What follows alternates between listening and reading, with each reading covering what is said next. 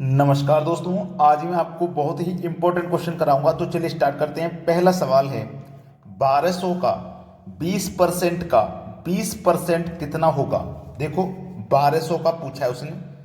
1200 का मतलब होता है मल्टीप्लाई, यानी कि गुणा का साइन। उसके बाद फिर 20%, परसेंट का मतलब होता है बटे में 100। 20 लिखेंगे, परसेंट का मतलब होता है बटे में 100। फिर का दिया गया है, का मतलब क्या होता है गुणे का साइन। फिर 20% दिया गया तो 20 लिखेंगे, और परसेंट का मतलब क्या होता है बटे में 100। ये कितना होगा ये पूछा गया है। चलिए देखिएगा, दो जीरो से आपके ये दो जीरो कट जाएंगे, और दो जीरो से ये वाले दो जीरो कट जाएंगे। अब देखो 12 दूनी का 24, और 24 दूनी कितना हो जाएगा 48। तो ये आपके सवाल का बिल्कुल सही जवाब हो जाएगा 48। आपसे पूछा था 1200 का 20% का 20% कितना होगा, 48 होगा। बिल्कुल सही जवाब है। अब देखते हैं अगला सवाल। अगला सवाल है 1+2+3+4, इस तरीके से हम प्लस करते हुए कहां तक आ गए, 31 तक। 30 के बाद देखो 31 तक आ गए। फिर 31 से हम देखो 30, 29, 2, 1, यानी कि वापस लौटे हैं 1 तक। पहले हम 1 से लेकर 31 तक पहुंचे, फिर 31 से वापस 1 तक लौटे। तो सबसे बड़ी संख्या हम कहां तक पहुंचे, 31 तक। हमारी सबसे बड़ी संख्या 31 है। 1 से लेकर हम 31 तक गए, फिर 31 से वापस 1 तक लौटे। ऐसा सवाल कभी भी आपको मिले तो जो सबसे बड़ी संख्या है, जहां तक हम पहुंचे हैं, जहां से लौटे हैं, उसी संख्या का आप केवल स्क्वायर कर देना। यानी कि आप 31 का स्क्वायर कर देंगे तो 31 का स्क्वायर कितना होता है, 961 होता है। ये आपके सवाल का ना बिल्कुल सही जवाब हो जाएगा, 961। क्लियर है सभी को, किसी को कोई समस्या नहीं है। अब देखते हैं अगला सवाल। अगला प्रश्न है 394 गुणे 394 प्लस 2 गुणे 394 गुणे 106 प्लस 106 गुणे 106।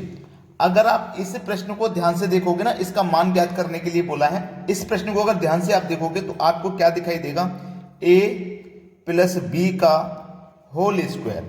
और a प्लस बी का होल स्क्वायर क्या होता है, A square plus B square plus का 2ab, यही तो होता है। अब देखिएगा a प्लस बी का होल स्क्वायर, ठीक है, ए स्क्वायर। ए अब देखो आपका क्या है, 394, 394। ए अगर आपका 394 तो ए गुने ए करेंगे तो ए का स्क्वायर हो जाएगा कि नहीं हो जाएगा। तो ये क्या है, 394 का गुना 394 से आप कर रहे हो, तो ये क्या हो जाएगा, 394 का स्क्वायर हो जाएगा।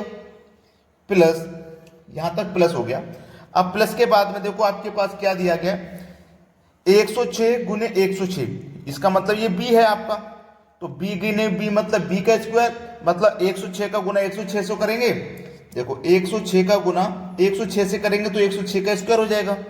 प्लस में क्या दे रखा, 2 आपका कहाँ रहा, ये रहा 2 इंटू ए आपका देखो 394 दिया गया है, 394 इंटू बी आपका 106 दिया गया है।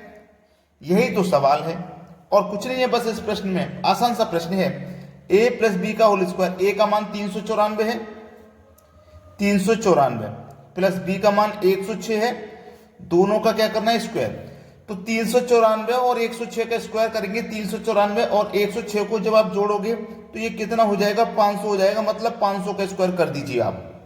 देखो ये इसके बराबर है ये पूरा, और ये पूरा इसके बराबर है, ठीक है। अगर आपको ये वैल्यू दी गई है और a प्लस बी निकालना है, देखो ये वैल्यू मुझे दी गई है कि नहीं। मुझे a प्लस बी का होल स्क्वायर निकालना है, तो a का मान मेरा इतना है, b का मान इतना है, इसका होल स्क्वायर निकालना है। दोनों को जोड़ा 500 का होल स्क्वायर, तो 500 का स्क्वायर कितना हो जाएगा, 5 का स्क्वायर करेंगे 25, और 2 जीरो की जगह 4 जीरो आ जाएंगे। ये मेरे सवाल का बिल्कुल सही जवाब हो जाएगा। समझ में आ गया सभी को। अब देखते हैं अगला सवाल। अगला प्रश्न है x अनुपाते y बराबर 3:4 और y अनुपाते z बराबर 5:7 हो तो x y z का मान क्या होगा। x y और z का मान पूछा है, क्या होगा। देखिए x का मान कितना है, 3 लिखिए। y का मान कितना है, 4, तो 4 लिखिए। अब y का देखो एक और मान है 5, तो y के ही नीचे लिखेंगे। और z का मान कितना है, z का मान 7, तो z के नीचे, लेकिन दूसरी लाइन चालू होगी तो यहां लिखना है। अब ये जगह खाली है तो इसके बराबर वाली संख्या उतार दो और ये जगह खाली इसके बराबर वाली उतार दो। 5 तिया 15, 5 चौको 20, 7 चौको 28। बस हो गया सवाल का सही जवाब। ठीक है, एक्स वाई जेड का मान कितना आ गया 15, 20, 28। ये आपके इस प्रश्न का बिल्कुल सही जवाब है। अब देखते हैं अगला सवाल। अगला प्रश्न है a प्लस बी बराबर 60 और a माइनस बी बराबर 30 है तो b का मान क्या होगा। देखिएगा a प्लस बी बराबर 60 है और a माइनस बी बराबर 30 है तो देखो a और a 2a हो जाएगा। ठीक है, प्लस का b माइनस का b कट जाएगा, 60 और 30 90 हो जाएगा। अब देखो 2 से आप जब 90 को काटोगे तो ये 45 बार में कटेगा तो a का मान कितना आ गया 45। a का मान आ गया है 45। पूछा है b का मान कितना होगा। देखो a का मान कितना आया है 45 और a और b दोनों को जोड़ के 60 है तो 45 हम कितना जोड़ेंगे कि 60 हो जाए। आप बोलो सर 15 जोड़ेंगे तो मेरा a और b का मान पता लग गया। a का मान 45 है, b का मान 15 है, दोनों को जोड़ोगे तो 60 ही तो हो जाएगा। तो मेरा b का मान कितना हो जाएगा भैया, b का मान हो जाएगा 15। ये मेरे इस सवाल का बिल्कुल सही जवाब है। अब देखते हैं अगला सवाल। अगला सवाल है 6 साल का साधारण ब्याज की दर से 60% ब्याज हो जाता है तो 3 साल का 11,000 पर चक्रवृद्धि ब्याज क्या होगा। देखो जब 6 साल का 60% है साधारण ब्याज, 6 साल का 60%, 6 साल का 60% है तो 1 साल का कितना होगा 10% होगा, है ना, 1 साल का 10%। अब हमें 11,000 रुपए पे चक्रवृद्धि ब्याज बताना है तो किस रेट से बताएंगे 10% की दर से, 3 साल का। तो मैं आपको रेशियो मेथड बताऊंगा, 3 साल का रेशियो मेथड मैंने पहले भी बताया, 3:1। ठीक है, 3:1, यही मैंने पहले भी बताया है। तो हमारे पास राशि कितनी है 11,000 रुपए की। ठीक है, रेट 10% है तो 11,000 का 10% निकाल लो, परसेंट का मतलब बटे में 100। 2 जीरो से ये 2 जीरो कट जाएंगे, 1100। इसको पहले वाले रेशियो के ऊपर लिखो, 1100 आया है ना, 1100 का फिर से 10% निकालो, परसेंट का मतलब बटे में 100। 2 जीरो से फिर से 2 जीरो कटाओ, कितना 110। इसको दूसरे वाले रेशियो के ऊपर लिखो, 110 का फिर से आप 10% निकालेंगे, परसेंट का मतलब बटे में 100। 2 जीरो से कटा 2 जीरो यानी का 11, तो इसको तीसरे वाले रेशियो के ऊपर लिखो। अब मेरे तीनों रेशियो के ऊपर वैल्यू आ गई तो अब मुझे नहीं निकालना। 1100 का गुना 3 से करो तो ये 3300 हो जाएगा। 110 का गुना 3 से करो 330 हो जाएगा। 11 का गुना 1 से करो तो 11। बस सभी को जोड़ देना है, आंसर आ जाएगा। सबको जोड़ देंगे, 1 0 0 का 1 1 और 3 4, ये 4 हो जाएगा। ठीक है, 3 और 3 जोड़ेंगे तो 6 हो जाएगा और फिर ये 3,641, ये आपके इस सवाल का बिल्कुल सही जवाब। अब देखते हैं अगला प्रश्न।